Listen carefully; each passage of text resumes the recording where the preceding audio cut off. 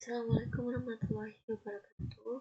Perkenalkan, nama saya Kasih Azwanisa, kelas 12 5D dari Universitas Bina Sarana Informatika. Tujuan saya membuat video ini adalah untuk memenuhi tugas mata kuliah Teknologi Web Service. Ini adalah tugasnya implementasi client server HP dan Android, studi kasusnya Token Service in PHP and MySQL for Android application. Di sini kita akan membuat sampai dia berhasil login aja. Ini kita udah dikasih clue, yaitu berupa link website. Kita klik aja. Dimana link website ini berisi tentang tutorial dari awal sampai akhir. Ini dia bermula dari membuat database, dan selanjutnya adalah membuat codingan atau source kodenya, lalu yang terakhir itu menguji di Postman. Next, kita langsung saja membuat database. Ini kita membuat database dengan nama employee.db, lalu tabelnya dengan nama tabel user, dan row-nya namanya user URID, ini ya, username, UR password, dan UR status. Dan ini diisi sesuai dengan tutorialnya boleh, atau sesuka hati kalian juga boleh. Oke, jika sudah, langsung next. Ini codingannya. Yang pertama harus kita lakukan adalah membuat file PHP-nya dulu. Ini adalah service. Ini adalah nama filenya, yaitu service user login.php. Ini bisa kalian save di sebuah folder di HP Docs, atau langsung aja masukin filenya di Docs. Jadi di Docs langsung file itu juga bisa. Oke, next. Nah, di sini adalah ada $com new MySQL localhost root dan kosong. Nah, ini adalah koneksi kita buat ke database. Kita ngirimin server kita. Kita di sini ngirimin server kita untuk koneksi itu ada servernya namanya localhost, passwordnya root, dan username-nya root, dan passwordnya kosongin aja biar kita nggak susah. Itu ada MySQL select DB, jadi kita milih database untuk dikoneksikan. Nama database-nya adalah employee.db.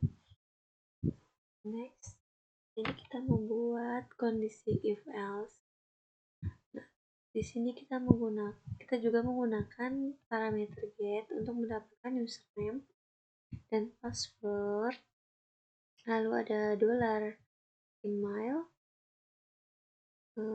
Terus masih menggunakan parameter get untuk mendapatkan username, dan $password untuk mendapatkan password. Nah, di sini ada get data, itu kayak data dari database. Ini query-nya tuh select URID, jadi sesuai dengan database-nya, dengan isi tabelnya. Ada URID, UR username, UR password.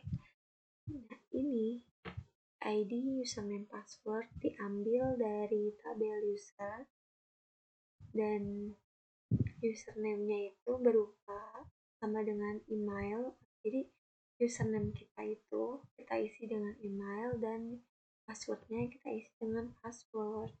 Oke, kita result atau hasilnya koneksi. Jadi koneksinya itu dengan diambil data dari sini ya.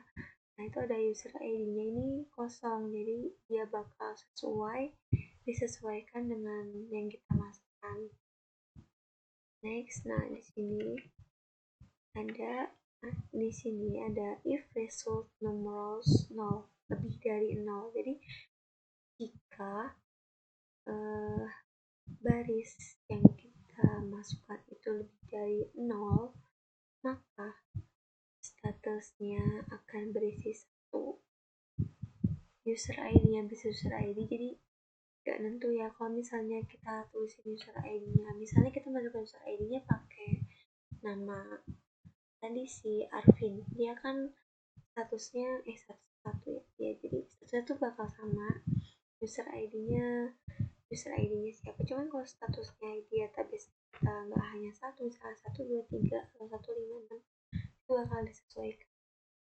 Lalu ada message, jadi kalau misalnya row-nya itu kita isi semua, dia bakal keluar message atau pesannya itu login sukses.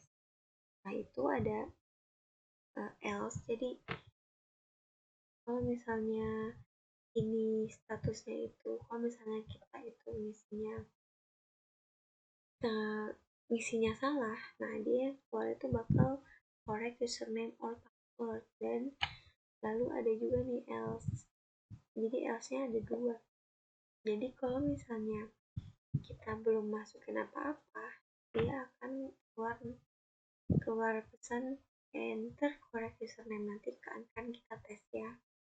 Lalu di sini ada tipenya konten atau aplikasi sistem, terus ada header, ada respon, lalu ada add MySQL equals $koneksi. Jadi di sini kita mengakhiri koneksi database kita. Oke, next, setelah kita buat source kodenya, kita akan menguji menggunakan Postman. Di sini kita menuliskan URL-nya sesuai dengan yang kita buat. Jadi kita akan pakai koneksi localhost atau exam ya guys. Lalu kita tulis gini, kalau misalnya kalian habis localhost atau htdoc ya, ini htdoc, bisa aja htdoc. Jadi setelah htdoc itu kalian masih pakai folder, jadi kalian di sini tulis foldernya, ada foldernya server. Nah, tapi kalau kita nggak pakai foldernya, kita langsung aja tulis nama filenya. Misalnya nama filenya service user login. Kita langsung tulis service user login.php. Ini kita belum menuliskan query apa-apa, kita send. Nah, yang keluar akan enter correct username karena kita belum nulisin apa-apa. Coba kita tulisin username, sini password. Di sini kita tulis misalnya arvin@gmail.com. Nah, tapi password nggak kita isi.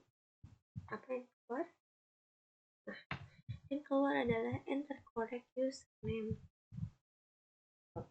Kalau misalnya ininya salah, keluar. Nah, enter correct username or password. Jadi mungkin ada yang salah username yang kamu masukkan, itu artinya ya. Ini kita benerin aja passwordnya. Jadi Arvin.